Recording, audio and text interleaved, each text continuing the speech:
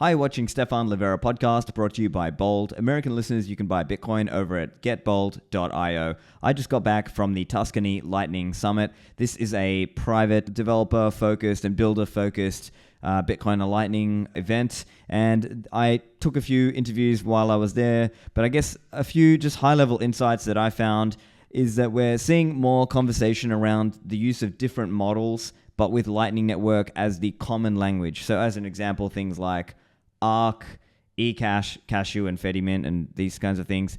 Sidechains, things like Liquid, RGB, as well as things like state chains, but all of them using Lightning as the common interface on which things can work, as well as what can be done to make the user experience even better and more slick and smooth. And what we're seeing is perhaps a lot more use of things like Liquid, with certain trade-offs that Liquid has, to provide a different experience for the end user. There was also some interesting stuff around what's happening with Ark as this virtual chain that allows an off-chain execution layer.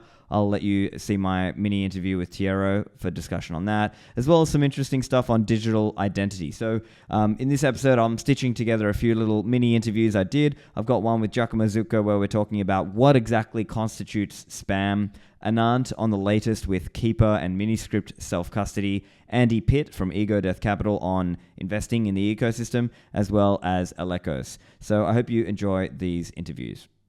Okay, guys, we're here at Tuscany Lightning Summit. I'm here with Tiero, aka Marco, from Ark Labs. I know you guys have a really expansive vision, so give us just a bit of an overview. Where are you at with Ark, and what you're planning with the VTXOs and what you're planning to achieve? Yeah, absolutely. I think we have been, trying to work and try to find what is the right proposition and the right, setup for what we think Ark to be, a blank canvas, right? So the moment you can lift the Bitcoin script execution to go from on-chain to off-chain, it really opens up a lot of design possibilities. So I think currently we are really working hard to integrate the first partner. One of them, Bolts, already completed the integration. We are working with them to make sure they can move all the part of rebalancing Lightning channel, but also having nodeless wallet to operate not only with a solution like using Liquid, but actually using Ark, which means increasing the security for end user, so they don't need to trust a federation, but they can actually have an Ark model which still retain a unilateral exit. Gotcha. And I think as in your talk, you were kind of alluding to this idea that it's not about when is an Ark wallet coming out. Can you just explain a bit about that? Like, it's not about the wallet per se. It's more about what you can achieve with this layer, let's say. Absolutely. I think Ark is not a monolithic or let's say a black box solution, but it's really like more complementary than we think. And actually, Ark, if will be successful, it means it will make Lightning cheaper and ideally more user-friendly. And at the same time, Ark needs Lightning to connect various Ark, various implementation, so that you're not vendor lock-in, but you can still be interoperable with the rest of the ecosystem. So we really think that the idea is to try to rediscover also old use cases that people were using escrow early days, or even recently people are being interested about DLCs, right? All these use cases are very nice, but are constrained by block space and block time. And Ark removed this barrier, right? So we move from an on-chain constraint of the block space to a virtual layer, and that will really opens up a lot of possibility. And we can leverage Bitcoin without changing, without a software already. Gotcha. And can you also explain? I asked you a question earlier. I think it would be good if you can explain that around where the batching and the saving is, right? So you gave this example of, imagine an exchange doing a batch withdrawal, and they might have one input on their side and, 100 outputs because it's 100 customers withdrawing. Could you explain the saving in the Ark context? Yeah, I think fundamentally Ark is really simple in the sense that it's like transaction batching technology. And as you explained, usually exchange already try to put many customer payouts in a single transaction, but this is limited by physical, how much output a Bitcoin transaction can have. Actually, Ark allows you to have one single output and nest virtual transaction in that output, so that everybody has a claim to a future UTXO that we decide to not broadcast because we want to stay off-chain. But at the same time, having this like chain of transaction, you already have valid Bitcoin transaction that will allow you to exit. Of course, this is nice, to batch and to have a single output, but if then user to move their funds to, pay someone else, they will need to unilateral exit. We will just undo all the savings that, the transaction batching is giving. So I think the other component of Ark that has been like the real breakthrough is the concept that we can atomic swap between batches. So from one batch, we can atomically swap to a new batch. And this is like what the connector output comes in. So we are allowed to do this approach so that we can operate and keep being off chain as much as possible, and use the chain only in case of really the operator is not collaborative or is censoring you. Yeah, so or you really need to come out to unilateral exit, exactly. right? So I guess the important innovation here is that you still retain a unilateral exit, so it's a true quote-unquote L2 in that sense, but it allows you to, I guess, start off-chain and stay off-chain a bit longer. And I guess in the context of, let's say you're a user withdrawing from the exchange, it maybe makes it really slick to withdraw, and then you can kind of stay off-chain longer. Whereas in a Lightning context, for somebody to open you a channel, that's like the LSP has to open you one channel for every person. So it's just a very different model in terms of how it works, right? Yeah, I think the interesting part to think about Ark is way more similar to an on-chain user experience. We are used to get an address. You give your address to your friends or family. Even if you are sleeping and you're not online, you just wake up and you will see a new payments coming in. It's not a UTXO, a spent transaction output, but it's like a virtual UTXO. And really, like the same developer experience and the same user experience is more akin to, an on-chain wallet that people really love, the initial approach of the yearly right, because they just copy paste this address. So can you explain that part as well? Like, are you going to be able to have like a static address, or is it more like it would change over time that you kind of like, will you need a Lightning address or a Bolt 12, or like how would that part work? I think in practice there is no necessity of an address, right? So in the end, there's just a public key. But we all also know that the address are a lot of valid use cases. For example, you can validate just by looking at the address if it's the right network or if it's the right Ark, right? So because we have a concept of like, okay, I want to transact with a specific operator, right? So I think this is just an implementation detail. It doesn't require any other Ark implementation to follow, but like we saw that there is like some value to have a static address so that every wallet can just scan it and say, okay, this is like the right Ark, I can pay. At the same time, we really want to leverage what is already pretty widespread across exchange that are not pretty Bitcoin friendly, like BIP21. BIP21 is basically implemented everywhere. And the beauty of BIP21 can be this kind of catch-all address. So if who's sending you is only an on-chain address, fine, we'll just do an on-chain gotcha. So it's kind of in the first case, it'll try Ark, and if not, it falls back to on-chain, and then that user can still take a withdrawal Lightning, deposit. Right? So we can also have another field for Lightning wallet. So if you are a Lightning wallet and then there is a Lightning invoice, you just pay that, and eventually in the back, someone will do a swaps. Right, gotcha. In the same way, many wallets are using this model of doing swaps for Lightning. So it's an expansive vision, and it's kind of an interesting idea of abstracting away a lot of the complexity, so that the end user, just sees kind of a simple balance or whatever they're trying to do, whether it's DLC lending stuff or whatever. Okay, and I know you've got. I think is it next week you're going to be announcing more. Well, we are already been announcing a little bit of piece in the recent weeks, but for sure I don't want to to overpromise, but yes, we are a very good point, and we are going to release definitely more implementation, more example, more use cases. So yeah, stay tuned. Okay, so keep an eye out, guys. And where can people find you? I think arklabs.xyz is our website. We have a blog, and definitely also X, Twitter. All right. Well, I'm looking forward to hearing what you come up with. Yes. Thank you, Tiero. Thank you. Hi, guys. I'm here with Alekos from Portal. And so some of you may know Alekos and the guys had come out with this hardware device, which is NFC. But I know now you're now doing something a little more in the identity world. So just give us a quick overview. What are you doing now? Yeah, so that's still kind of a stealth project, so you're not going to find much online. But basically, we're building this new app, which is going to be called Portal. So it's going to be some confusion. Hopefully, it'll be resolved after a while. Yeah. This new Portal app, we like to call it Identity and Payment Provider app. So it's basically going to be an app that holds your private key and lets you use your private key to authenticate online, authenticate in person via NFC. So you can use it as a badge almost. And you can also use it to approve payments within the app. So you have one app where you manage all your logins, all your payments, so all your kind of sensitive. Yeah, so it's going to be like an identity kind of, sort of, I guess it's kind of like sort of like a physical version of a YubiKey or a password manager, but with certain special features, right? Yeah, it's a bunch of things kind of mixed together. So I guess nothing new in a way. It's lots of existing things all being put together. So in a way, it's almost like a YubiKey. So you use YubiKeys to log into stuff. You can use that to log into stuff.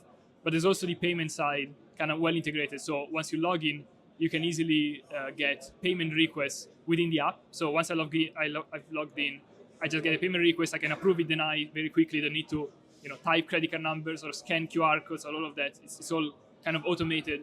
So it's like YubiKeys plus payments, open protocol, open standard. So we are gonna release, not released yet, the specification as an open standard, and then on top of it, we're building our app, which is one client to this protocol, pretty much. And there's going to be other clients integrating it as well. So just to give us an idea of how it would work, is it sort of like there's a private key that lives on the hardware, but then you also have like a companion app, and then you might have like a master key and then like a child key sort of set up, or can you explain that a bit? So currently the device is a Bitcoin hardware wallet, on-chain hardware wallet. That's going to keep working. So if existing customers are using it as a Bitcoin hardware wallet, they can keep doing that.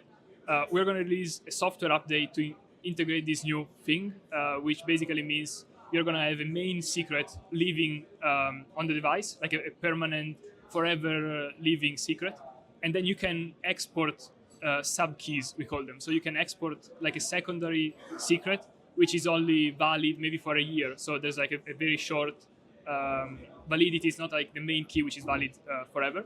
So you effectively export this into your companion app, and then you just use the app to confirm login. So you don't need a device to confirm every login, because that would be impractical. Yeah. So you just manage everything from the app, which has a secondary, lower security private key. If you lose your phone, you take the device, export a new one, and revoke the old one. So as long as you have the main key, you can always get back to your accounts and everything.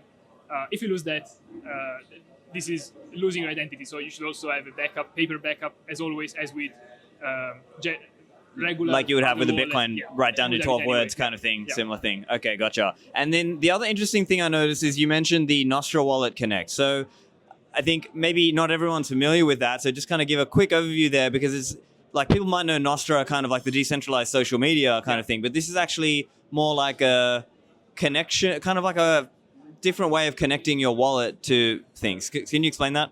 Yeah, so Nostra Wallet Connect, maybe the name is not the best name. I didn't pick it, so not my fault. Yeah. But it's basically a way of connecting your wallet to something else. So giving access to your wallet to something else through Nostra. So the communication itself happens via Nostra. So your wallet and the service would communicate via Nostra. Currently, it's used mostly to connect your wallet to your Nostra client. So when you zap, within the client, when you press the button to zap, funds are being drained from your wallet. So you can choose whichever wallet you want and just connect it to your Nostra client. We're going to use the same protocol to connect your wallet to our app. So our app is not going to be a wallet itself.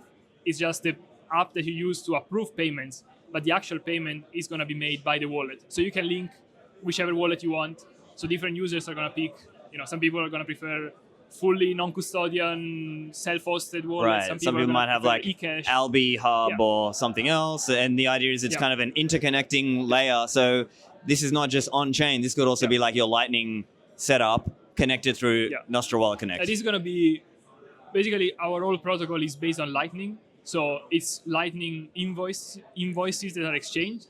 Obviously, you could have an eCash wallet bridged to Lightning. So you can still do that, or you can have a native Lightning wallet, or you can have a Breeze SDK wallet, which is a liquid wallet. So you can have whatever you want, as long as it can be bridged to Lightning, and as long as it supports Nostra Wallet Connect, you can link it to our app. And then you basically drain funds from that wallet whenever you approve a payment within our app. Gotcha. And so, I mean, we're talking about some technical things, but the idea is the user is hopefully going to have the complexity abstracted away, right? Like the idea is the end goal is that the user just has this physical thing. Maybe they've got a physical backup of that, and then they've got the companion app, and then that is used to store, let's say, their identity and their certificates, and also approve Lightning payments. Yeah, that's kind of the vision. Yeah, the vision is make it as easy as possible for the user, and also as secure as possible. So current system is, and we're not just thinking about the Bitcoin world, we're thinking about the world security in general, right? Yeah. In computer security, So, kind of. yeah, currently you have passwords which are insecure because they get leaked. They get people tend to use them and they get hacked through that. Then you have credit cards. You need to type in credit card numbers, which is super annoying. So we want to replace all that. You just have this app with one main key. You just need to back up that main key. Whether you keep a physical backup, which would be the device, or a paper backup, or both. Ideally, you just have both the device and the paper backup. But you just need to back up one thing. And as long as you have that, you can always recover and come back to your identity, at least. The wallet side is separate. So we delegate the wallet to wallets because there's plenty of existing great wallets. So then different users are going to pick their trade-offs. At some point, we expect to see even full fiat bank account being bridged to Lightning as well. So theoretically, a user could link their US dollar denominated bank account to a portal, and they don't even know that there's a Lightning invoice or Bitcoin involved. So it's very, very simple. They just get a payment request, they approve it, and funds are drained from their bank account to the make merchant. payments. And on the other side, on the merchant side as well, maybe they don't know about Bitcoin, they link our protocol, our software, they link it to their bank account. So it's potentially fiat to fiat payments happening over Lightning, because Lightning is the universal kind of value layer, let's say, or the plumbing of value transfer. And yeah, this is why we're building our protocol on Lightning, because we think that's the only real permissionless layer for payments that can be bridged to pretty much Interesting. anything. Yeah. And I guess one other point that was interesting is the actual device itself is NFC only. So I'm showing this now on the screen just for the audio listeners, but it's NFC. So can you just explain that part of it? Yeah, so this is pretty weird. So this has been out for a while, but we've been pretty stealth. So maybe not that many people have seen it. The idea is this is very similar to any other wallets, like a Ledger, Trezor, Bitbox, whatever. But the main difference is there's no battery, there's no cable, no ports. It's fully based on NFC. So we use NFC both to power the device itself and to transfer data. So the way it works is you just tap it to your phone, and pretty much any phone nowadays have NFC because it's used for Apple Pay, this kind of stuff, right? So just tap it to your phone wirelessly powers the device, so it powers on, it wakes up, and then through NFC we can transfer the Bitcoin transaction. You approve the transaction by pressing the button next to the screen, and then the transaction is sent back. Gotcha. So again, right now it just works as a Bitcoin hardware wallet. We are going to release a software update to integrate all of these identity The identity aspect of it. Coming, okay. not there yet. Yeah, great. Okay, and so where can people find you or find out more? So there's going to be some confusion. Right now, the company is called 22. So if you look for us on Twitter, it's 22HW for hardware, or the website is 20-2.xyz. But as I mentioned, there's going to be some rebranding. So look for Portal. Keep an eye out for that, Portal is going to be the new name for everything. We're going to unify the company name and the product name, because this has caused confusion until now. Because 22 is a company, Portal is a product that confuses people. So Okay. it's just going to be Cool. Portal, but we don't have anything ready yet. So Okay. All right. Well, keep an eye out, and yeah, let's see. Thank you. Yeah, thank you so much. Back to the show in a moment.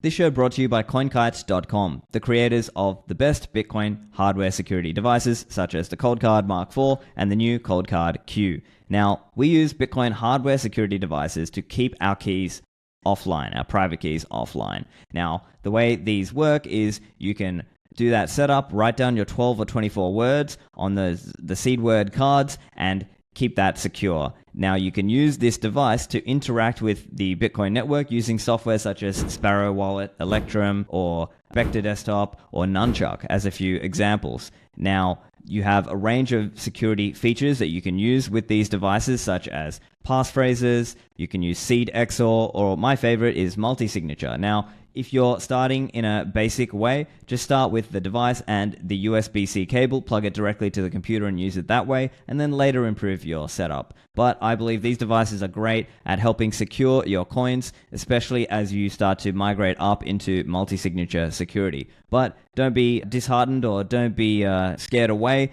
They are accessible, and I think you actually do learn about Bitcoin in the process. So to get yours, go to coinkite.com, use code Livera to get a discount on your cold card. This episode brought to you by Galloy. They are building banking software for the Bitcoin age. So if you are with a bank, a fintech, or a startup looking to offer some kind of Bitcoin product, whether that is a Bitcoin collateralized loan, deposit accounts, or payments, Galoy can help you. Their latest product is called Lana. It is a loans management platform, and you can use this to come to market quickly and offer a loans or Bitcoin collateralized lending product for your customers. Now, Galoy have a lot of experience in the space. They started with Blink Wallet in 2020, and they've since grown this to become a community favorite over time. And so they have a lot of experience making things work in a secure, reliable, and scalable way. So if you need assistance coming to market quickly with a Bitcoin banking product, such as lending or deposits or payments, talk to the team at Galoy. You can email them. The email is biz@galoy.io, or go to the website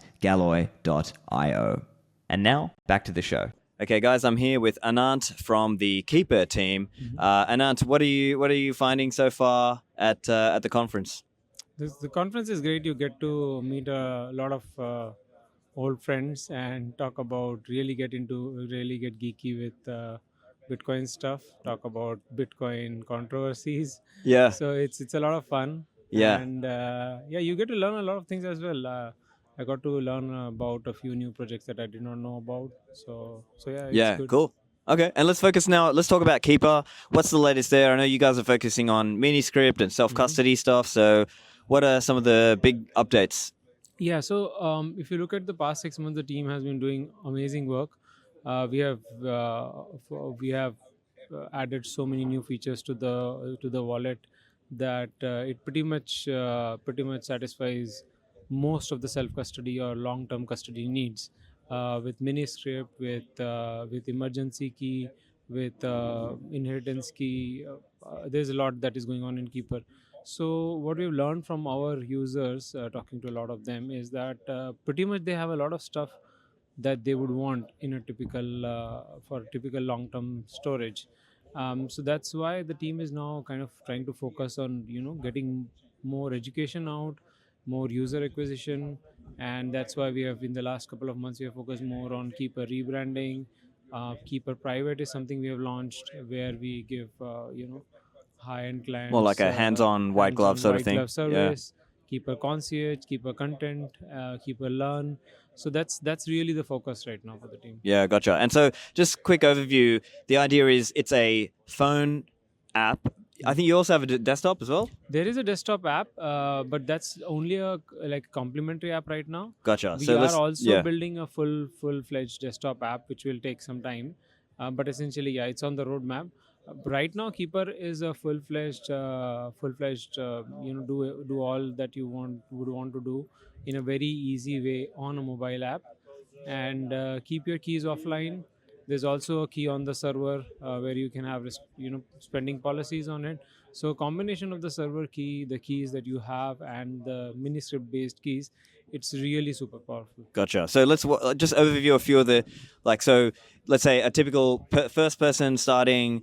Does it have like a hot wallet version just in the phone, and then you can also add in like a hardware wallet? Let's say you have a cold card or whatever, and then you can add in like once you get more advanced and like multi-sig, and then add in miniscript and recovery and things. So can you just walk us through what are some of the main styles of use here or setups that are possible? Yeah, I'll go through a journey, and that's not really a real journey, but it's quite representative of what typically users do. What users do is download the app, try out the hot wallet which is already there. They play around with it with some sats. We also now have the testnet mode. So a lot of users actually might just download the app, turn on the testnet mode, get some free sats, test sats, play around with it. Then they get onto the real mainnet mode. They play with the hot wallet, get some $100 worth of sats, see how it is going.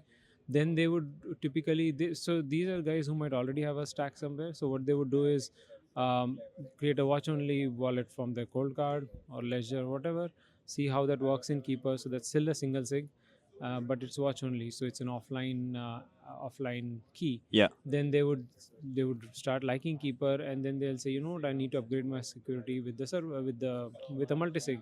So that's where they go on to create typically a 2 of 3, and in some cases a 3 of 5 multisig.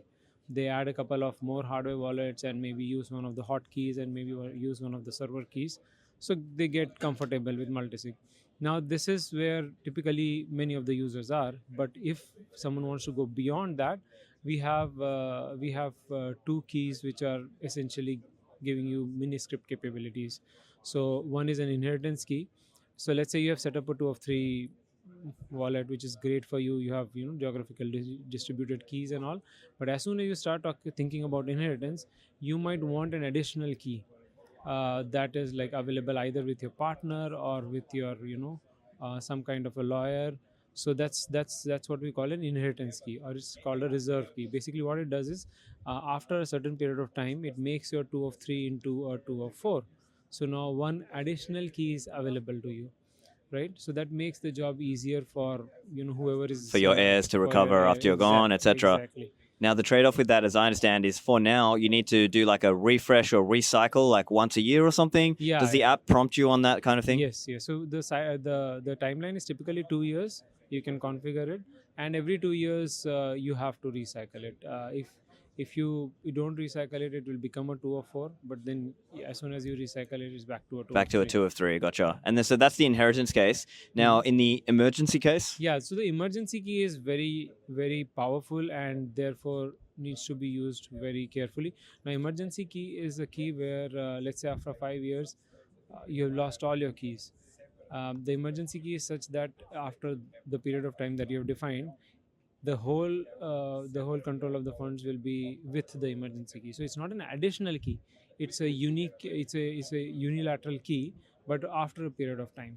So we give a lot of message in the app about how to use this key, why this is very powerful. The trade-off here is you have to be really careful, because if that key becomes active, there's no multisig anymore. yeah, There is multisig, but even this single key can control the funds. yeah, So we try to educate the users that, okay, if you're really really sure about this, this is a like a backup, like an option where every key is lost, you still have control over the funds.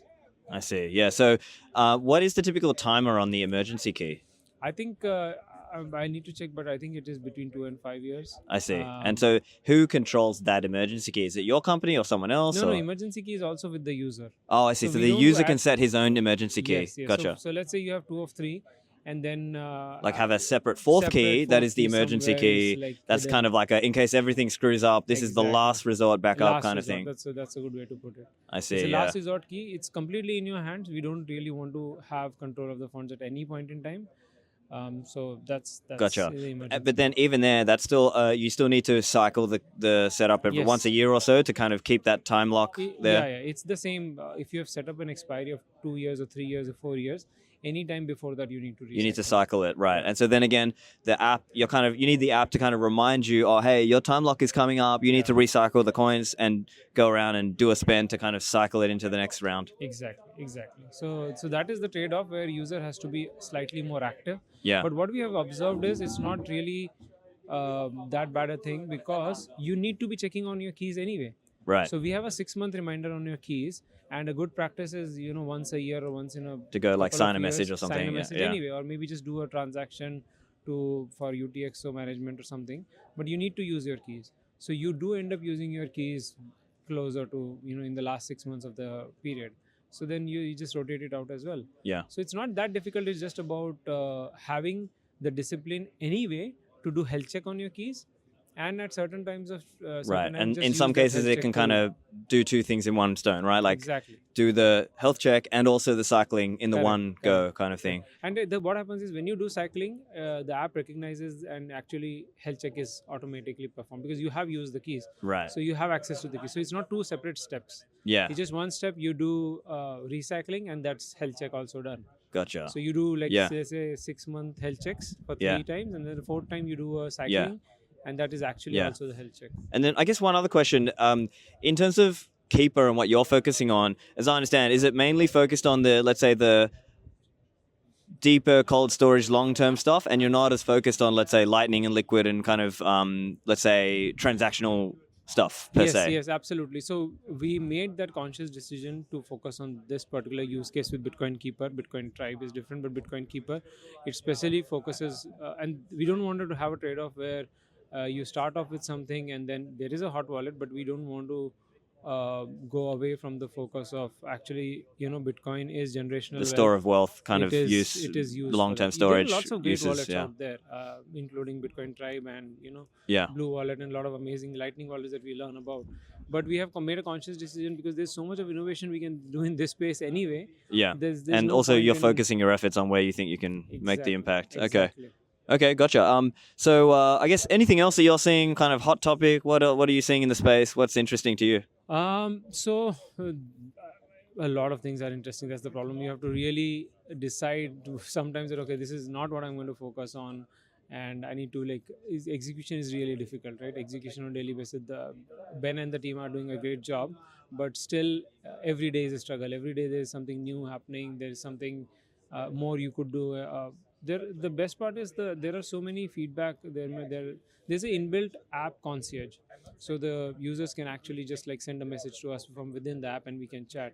So on a daily basis we get obviously need for help kind of thing, but also suggestions. Oh, I love Keeper, why don't you do this? I love Keeper, but this would be great. So our focus is also listening to the users, getting more users on, but at the same time helping the existing users. Yeah. So And just give us an idea in terms of fees. Like what do you charge? What's the fee for the user? I think we have been revisiting it, but as far as I remember, I think it's $10 a month for the hodler tier. So there's pleb, hodler, and diamond hands. Yeah. And then there's private, which is different. But I think it's $10 and $25 for diamond hands. Gotcha. Yeah. Okay. And so, I mean, you can think of it like that's the fee for the assistance and the assistance on the miniscript side of it, and the kind of the ability to ask questions and get help and that kind of thing. Even the server key that we host, and we take care of that infrastructure, and even so that's a part of our cost and our service. There's also the recovery key, which is quite amazing. You don't really need to know any metadata of your wallet. You don't need to have an account. So that is also a service kind of thing we provide with our infrastructure. You have a recovery key, which is like a 12-word mnemonic, and that's like the master key. What that does is encrypts the whole wallet and keeps it on the back end. Now we can't make sense of it, so it's completely private and safe. But anytime you just take those 12 words and you lose your phone or something, you put it in a new wallet, you can recreate the whole thing. So if you let's say you have 3 hot wallets and 2 cold wallets, then it just recreates the whole thing. And it's the metadata, your cold keys. Gotcha. Are still So it's like all the it. output descriptors and all the other kind of Absolutely. metadata around Absolutely. it. Even Okay. if you have transaction tagging. Oh, right. So that kind of data is also included in that backup. Everything. Gotcha. So that's that is a mechanism we have built so that you don't need to have an account with us. Yeah. We don't like the concept of you trying to create an account with us, because you're anyway going to store those 12 words. So we take the hash of it as an identity and then encrypt your data as well. That's quite a unique thing that a lot of our users like. Interesting. Okay. Well, yeah. Thanks. Yeah, guys, check it out. Anant from Keeper. Thanks for joining me. Thanks, Stephan. Hi, guys. We're here with Andi Pitt from Ego Death Capital. You're a partner with them, right? Yeah. Yeah, I co-founded it with Nico and Jeff in 2022. Excellent. Okay. So yeah, look, any initial reactions, or let's say it this way. Was there any interesting insight you've learned either from the panels or the talks or just talking with people? I mean, I think one of the biggest questions that people are grappling is when will Bitcoin become a means of payment? So Lightning is obviously really around Bitcoin as payments for payments. And that's the big question is and if you think about it, what are the use cases where it makes sense, where it's solving a problem for people on the ground? And I think that's sort of where we're at with the big question here. And I think it's evolved over time, because maybe in the first few years it was people sort of spoke about it as plebs and we're going to run our nodes, and then maybe in practice it was more like a B2B thing. And then now it's sort of evolving and coming back to being able to be accessible. So it's gone on a bit of a journey. I'm curious how you've seen that journey. Yeah, well, I think we've seen things like Zaps on Nostr become a big thing. So you're just seeing evolving use cases. Yeah, but then the question is, what's monetizable? You know what I mean? Are these just kind of hobby level things, or what's actually out there that can be a profitable business in terms of Bitcoin means of payments? Lightning, means of payment stuff. Honestly, it's tricky right now. It's really tricky because the market isn't there yet, and so the question is, where will the market get to? And so what we sort of are looking at is, so there's a lot of businesses that we'll see that are for the Bitcoin payments market, but the market isn't there. So what we're looking for really is people who are creating a product that's solving a use case for a real person, a real customer, that they're going to pay for. So where are the businesses that are actually bringing it to market?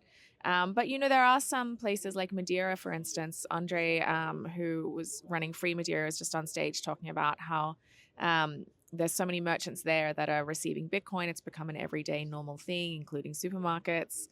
So certainly within certain communities where you have leadership and it's becoming normal, I think we are starting to see it. But from a business perspective, you can't, it's sort of not necessarily the best business for you to be going to market and building these communities in different places. So it's not an easy thing to navigate, I think. Yeah. Okay. Are you looking at investments anywhere else in the ecosystem, whether it's, I don't know, mining or even like treasury company stuff or hodling kind of services? Is any of that interesting to you, or you're looking at the payments aspect, or what else? Anything in Bitcoin, that's a technology company. So we don't invest in any mining companies. So that's sort of a whole different ecosystem, different way of investing and thinking to us. So really anything that's using Bitcoin or for Bitcoin, that is generally software. We are open to hardware, but typically we're investing in software. So that's completely across the range. So some companies which are focused on helping people buy Bitcoin, which is still not that easy. So something like a Relay in Europe, which is helping Europeans buy Bitcoin in non-custodial wallet, so straight to self-custody, which is really great for a variety of reasons.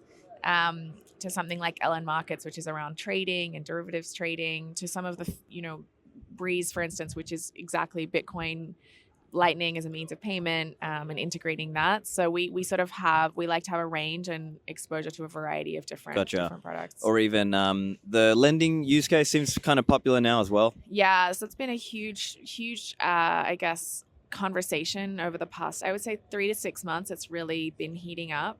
Certainly people have been building for a bit longer than that.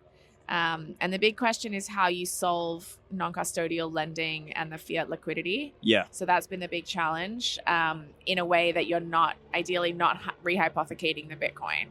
So at the moment, if you want to get fiat liquidity, they want to have direct security over the Bitcoin, and they don't necessarily understand. Well, it's still early in terms of how a multi-signature or some sort of smart contract might work. Right, and even there's different approaches, right? You see the hodls and Debifies and Unchains of the world who have this, you hold one key in the multi-sig, and then you've got others like a Lava or a Lendersat who are doing like DLC style as well. Yeah, so you can think about it really as a spectrum. You have kind of on one side of the spectrum is maybe the FTX approach, which is fully custodial. Right, and that's even TradFi style, like just give us your stuff and trust me kind of thing. And they're doing a million other things, so it's just a total disaster. Then you have something like Ledin, which is fully custodial, but they do, and they have a great product from what we understand. We're not invested in them. But it is custodial, but they're Bitcoin only. They're very thoughtful around custody. I think they did recently have Ethereum support, but I think that was based on helping, I think, some of the BlockFi or Celsius people, something. Right. Their business is lending. Yeah. They're not doing trading and swaps and a million different things and donating to whatever political parties. Right. So, but there's still custodial risk there. And then you have the fully non-custodial, which is maybe something like a DLC. So a discrete log contract, so a fully smart contract where the liquidation, which is more like Lava, where it's fully automated. Yeah. And then somewhere in the middle, which is interesting, is the multi-sig approach. So that's where basically the Bitcoin sits in a multi-sig. But for the lender to be able to say the loan, the borrower defaults on the loan, the lender still needs to rely on basically the trusted third party, the holder of that third key, to liquidate the Bitcoin, for them to be able to get their money back. So, and then the borrower on the other side, theoretically there is the risk that trusted third party would liquidate their Bitcoin. At the same time, that is an interesting approach because it does mitigate some of the concerns and risks. It has sort of a trade-off approach that maybe both lenders and borrowers can get comfortable with. Yeah. Versus, and then the smart contract side is, say, the DLC approach is still new. DLCs are new, but they are really getting production ready now. And I guess you're also placing some level of trust in the Oracle, right? Exactly. Like that's kind of, that's where the security and the trust model of that is kind of in the Oracle level. But you still have a strong assurance that you're not being rehypothecated. So that's good, at least from that perspective. And, maybe people argue, look, the rates are kind of high on some of these now, but maybe it'll come down over time.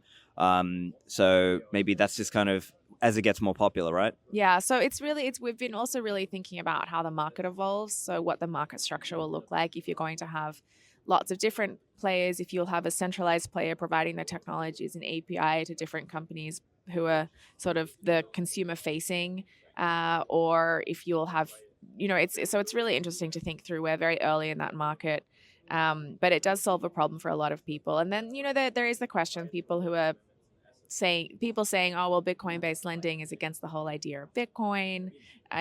People should just be spending their Bitcoin, not lending against it. So there are lots of conversations, but at the end of the day, if that's what people want and that helps them use Bitcoin in a way that avoids some of the regulatory issues around taxation, and we think it's definitely a big market that's growing. Awesome. And so anything else that's kind of on your mind, or I guess hot topics in terms of what you're looking at? Yeah, another hot topic is Bitcoin-based trading. So trading financial.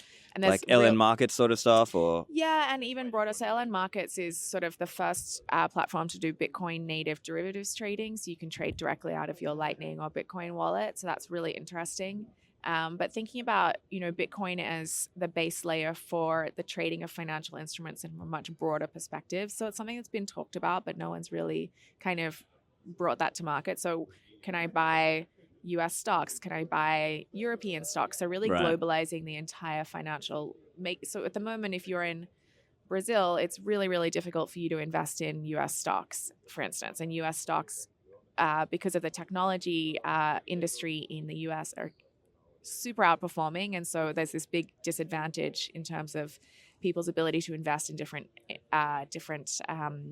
financial instruments around the world. So that's an interesting topic as well. Yeah. Now, one other reaction I have, and I'm curious to get your thought on this, is if we think about where most of the money of the world today is, it's TradFi, right? It's boomers who have their money in like a stockbroking platform, or it's boomers who have property. But then on the other hand, you have these kinds of on-chain and these kind of, like you were saying, these kinds of markets for trading, whether it's kind of stocker on liquid stuff, or whether it's this LN Markets thing, or whether it's, other forms. So where does that all shake out? Are they just kind of going to meet in the middle? You got the TradFi boomer world meeting with, let's say, the Bitcoin and Liquid and Lightning world? I mean, I think, look, in the long term, the existing trading systems are very antiquated. So it does seem inevitable that at some point in time, they'll be on some sort of different platform that doesn't require people to send faxes to each other to settle trades, for instance. At the same time, that could take a very long time. There are certain use cases where today there is no platform that provides a service for trading. So, for instance, a company that might want to trade, let's call it carbon credits, just as an idea.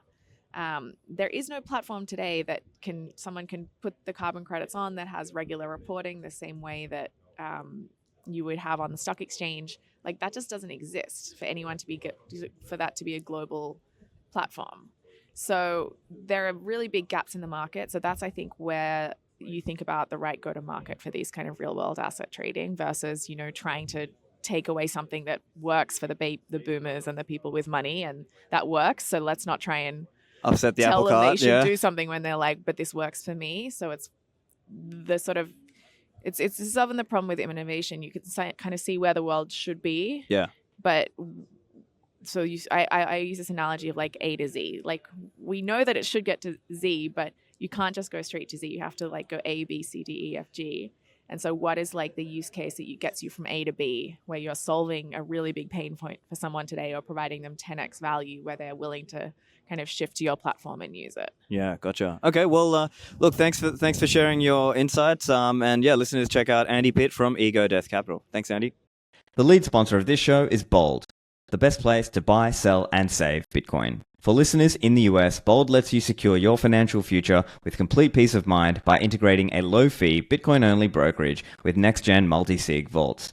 With Bold, you can smash buy Bitcoin or set a DCA plan for only 0.99% fees and seamlessly deposit the Bitcoin direct to your Bold vault. The Bold Vault is a 2 of 3 collaborative multi-sig where you hold 2 keys and Bold holds 1 as a redundant backup, protecting against loss or theft. You can use Trezor, Ledger, or Cold Card hardware wallets to spin up a Bold Vault in just a few minutes, and the Bold Vault is the only collaborative custody vault available with 0 monthly fees. They're also offering 0 fees on your first $10,000 of Bitcoin buys and $25 of free Bitcoin when you buy $100 of Bitcoin or more. Try Bold today and upgrade your stacking experience over at getbold.io. And now, back to the show. Hi guys, I'm here with Giacomo Zucco. He is the director of Plan B Network, a Bitcoin and freedom technology education service. And we're here at the Principino, which is the venue for Tuscany Lightning Summit. So Giacomo, just give us a quick reaction. How's the Lightning Summit been this year so far? It's great. We tried a new formula, which is a little bit closer to a non-conference. So there was a structured part, a curated part on stage with a marvelous speech by an initial speaker, Giacomo Zucco, and two very interesting panels. And then we branched off to an uncurated part, which is more like an conference where people were discussing anything from Ball 12 to PTLC, from new services on Lightning to the problems of mempool competition for closure. Everything basically has been discussed, and I'm very, very happy of the result. Yeah, okay. And of course, we've got to get just some discussion on the controversy of the day, which is the infamous op return issue and the Bitcoin core versus the Knots guys, and Luke Dasher and Mechanic versus, let's say, kind of most of the core devs, not all the same. Yeah.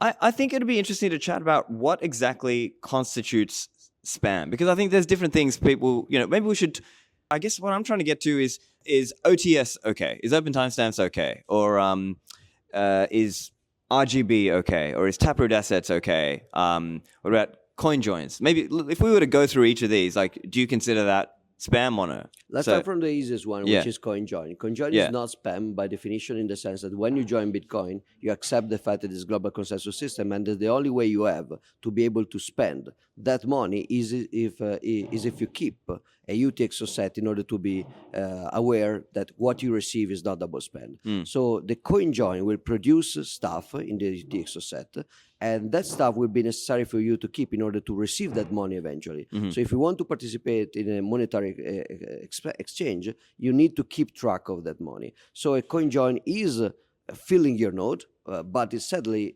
you agree to participate to that kind of tracking. Otherwise, you cannot be paid. Yeah. But I'm sure even on this, there was the example of Samurai Whirlpool getting filtered out by Knots, right? Well, that was not a conjoin. That was a TX0, which was an initial transaction that in order to signal to Samurai. But it was part of their CoinJoin process, right? Well, it was a pre-CoinJoin transaction that was using op return to signal to Samurai that you were paying a fee, so we didn't have to pay it again. Yeah. So that was not tragic spam, because it was just a little bit more than what initial op return limit of 40 bytes was.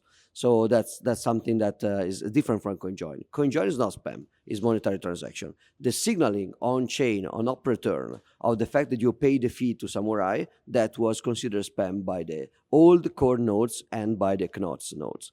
While with respect to open timestamps and RGB, the situation is slightly different. Open timestamps, in theory, there is no spam required to do that. You can commit to an entire internet archive, Merkelizing it into a single output of Bitcoin by tweaking a key with Taproot, and it doesn't require any open return.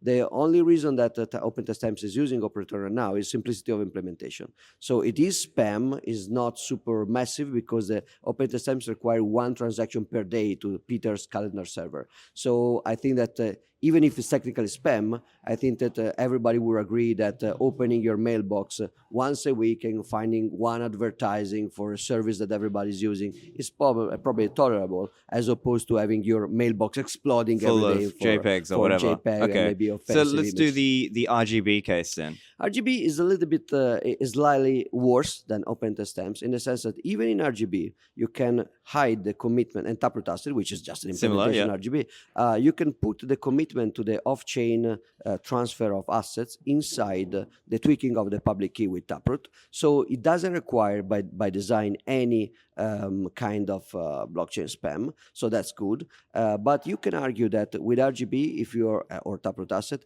if you are doing a new transaction, which you will not do just to transfer Bitcoin. Right, which you would not have otherwise done. Exactly. That includes, just for the assets. even though it includes this tweaked public key, you are doing a transaction that you would not have that you will not otherwise. do otherwise. So is that theoretically spam, or I don't know? I would say that that's basically a use case outside of Bitcoin that the Bitcoin node runners may consider spam, because they say, I agree to join Bitcoin, and I know that if I join Bitcoin, I need to keep track of Bitcoin transaction, even if it's not optimal. I have to do it because otherwise the system doesn't work. And now I'm keeping track of a transaction whose only Purpose is to transfer a non-Bitcoin asset. A non-Bitcoin asset, but that's really a kind of undetectable spam. RGBs are designed in a way that is impossible to prevent that anyway. So the discussion is moot. Yes, it's bad. You should feel maybe a little bit sorry for using RGB that way. If you're using RGB only for non-Bitcoin transactions. So you've heard it from Giacomo, RGB is spam. Well, let's clarify though. Yeah. The reason I work on RGB, the reason I invented the protocol initially, the reason we work on that is to have a future experiment of RGBTC. So RGB is an experiment for a future client-side validated Bitcoin. It's still far from that, because you need basically a two-way peg mechanism that can bring the Bitcoin to RGB and back. But the real excitement about RGB is that eventually that could be a layer of Bitcoin to transmit Right, Bitcoin. so you're saying it could be lifted off chain eventually. If that's the case, it's not spam anymore, because now you are just seeing a transaction that can actually improve the Bitcoin scalability, because in one RGB transaction, in one on-chain transaction, there may be millions of RGB transactions. I mean, I'm sort of, some areas I feel like we're being a bit inconsistent, but let me explain. So as an example, okay, so before we get to the inconsistency part, we can also talk about falling back on chain. So as an example, whether you're in RGB or in,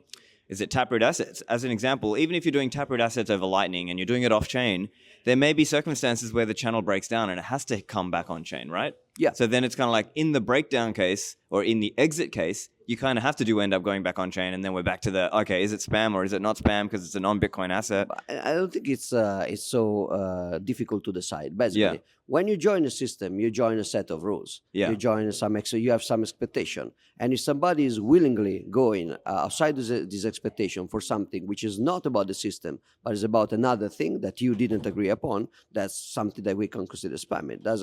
I don't think that necessarily translates into an action, but I think that at least the philosophical clarity is not difficult to achieve. That doesn't mean we can stop it or we should stop it every time. It's just a little bit like, you remember a discussion with Bitcoin Cash, where people were saying, Bitcoin is digital cash, and that means they should be cheap and fast to transfer. Right, yeah. And then we were pointing out, guys, final settlement. Well, nobody uses this definition of cash outside Bitcoin ever. In all the same word, cash always meant something finally settled, which is harder and slower and more expensive to send around the world. So sending cash around is basically more expensive than sending credit around. So it's the other way around, the way Roger Ver is using it. So we are similar situation in which spam is very clear to everybody outside Bitcoin.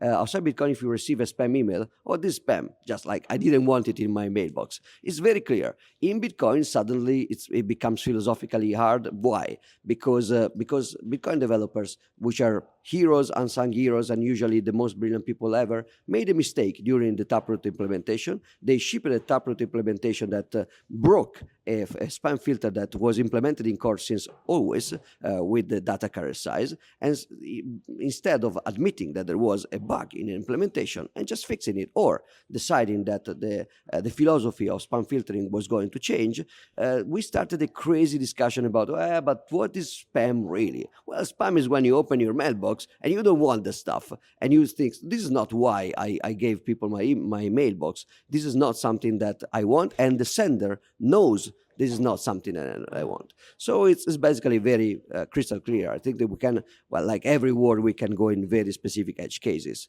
But the main point is the node runner expecting that, and is the sender knowing that the node runner doesn't expect that and doesn't want that? I think that we can easily differentiate between a fallback from a taproot asset. The fallback of a taproot asset is basically an unwanted situation in which, well, that's also applied to Citrea, by the way. Right, well, because then it kind of gets to this efficiency question, right? Is the question like, oh, but if they're doing it in an efficient way or an unstoppable way, then it's okay?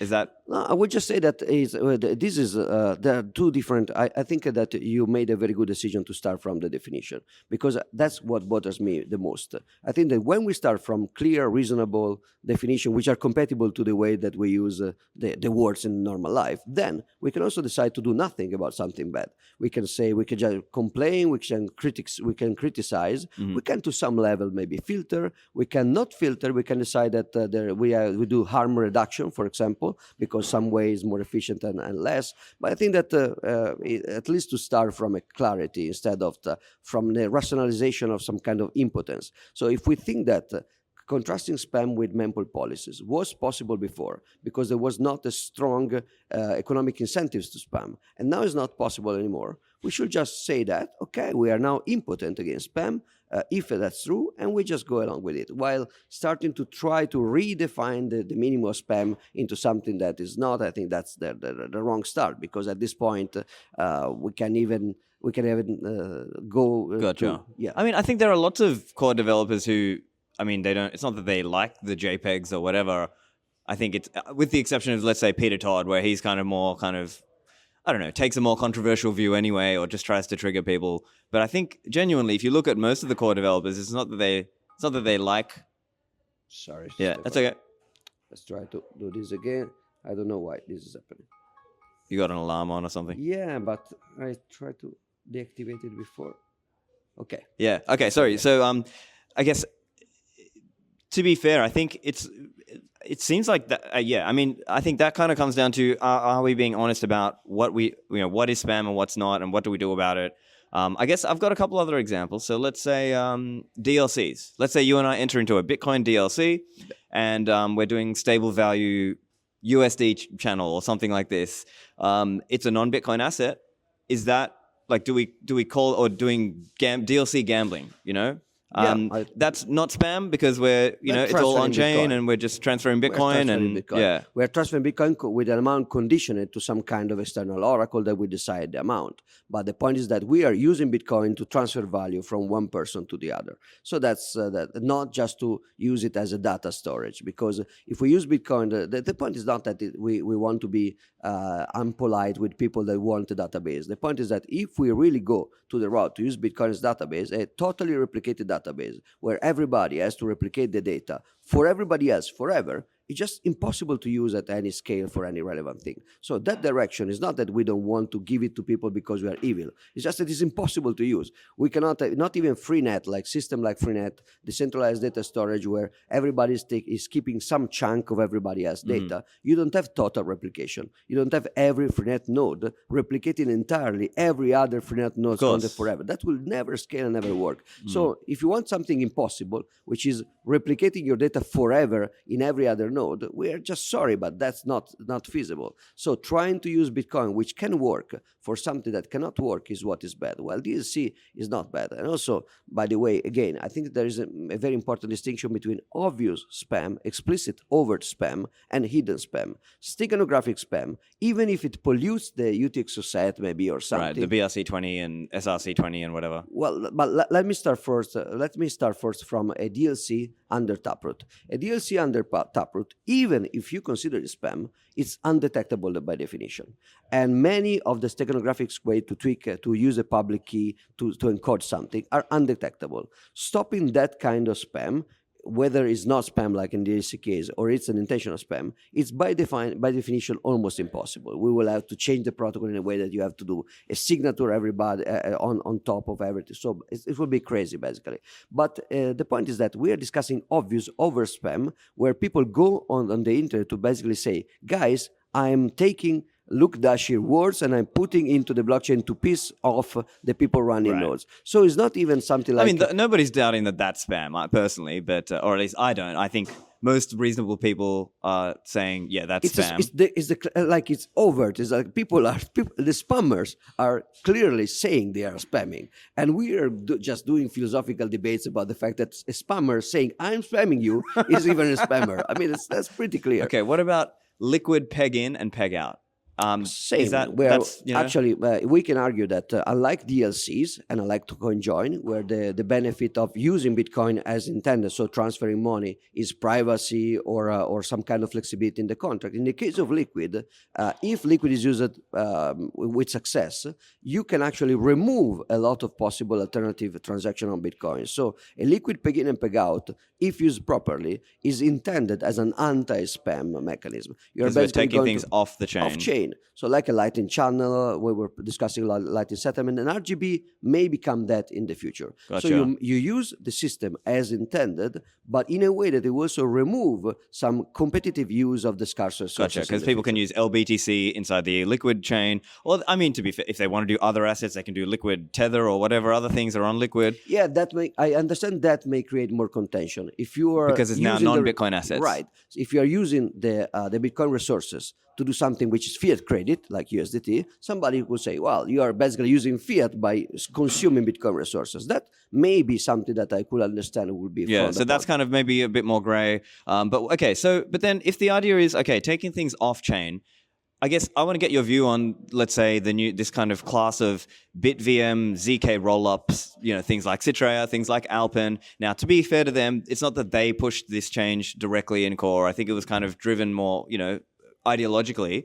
But how should we view those? Do you view them as like an honest effort to take, to do monetary scaling, to take transactions off the chain? Or do you view them as, they're spamming because they're going to create these, UTXO bloat in the fraud challenge case and things like this? No, I think it's a debatably inferior way to scale off chain. The roll-up idea is coming from the Ethereum ecosystem, and there are many, many debates about how decentralized it is in terms of publication of the proof, data viability. So there is a lot of debate about the actual security of this model, the compatibility with decentralization. But these are attempts to actually do something off-chain, especially if you can bridge Bitcoin in and out. So I will not consider that as malicious per se. And also, as you said, the actual use case of writing on op return and the output in case was like a very fringe use case that was likely not it's like even an edge going case in the case of a case, fraud challenge, which is most of the time not going to happen, not even going to happen. And so it's not really about Citrea. The point, again, I think that this whole discussion is not really about the problem that we face. Right, it's more the zooming out, the broader kind of... It's about philosophy, and I think that in my view, what happened is there was a bug, and a group of developers, instead of saying there was a bug and then bringing over a separate discussion that was ongoing since years about maybe we should not even filter incentive compatible spam, and we should just have the mempool equal to the blocks. That's a reasonable philosophical debate. So Satoshi started to use aggressive filtering in the mempool.